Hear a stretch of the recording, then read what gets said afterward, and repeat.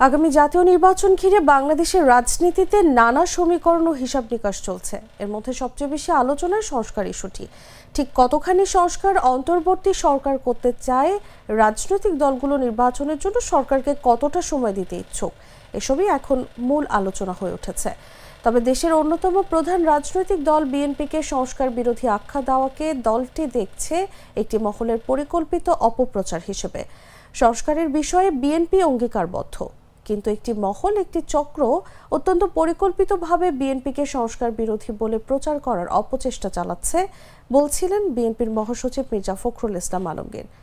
গুলশান কার্যালয়ে রোববার এক সংবাদ সম্মেলনে তিনি আরও বলেন, একটি গোষ্ঠী বিএনপি হেয় করতে ও ভুলভাবে চিত্রায়িত করার প্রচেষ্টা চালাচ্ছে। কয়েকজন ব্যক্তি বা গোষ্ঠী মিথ্যা প্রচারণা সমানে করে যাবেন আর মনে করছেন জনগণ সাড়া দিচ্ছে। জনগণ তাতে সাড়া দিচ্ছে না। তবে ওই ব্যক্তিরা কারা কিংবা কোন গোষ্ঠী বিএনপির বিরুদ্ধে এমন অপপ্রচার চালাচ্ছে তিনি সেটি প্রকাশ করেননি। যদিও দলটির পক্ষ থেকে বক্তব্যটি এমন সময় এলো যখন সংস্কার প্রশ্নে জাতীয় ঐকমত্য কমিশনে চূড়ান্ত আলোচনার পর্যায়ে এসেছে।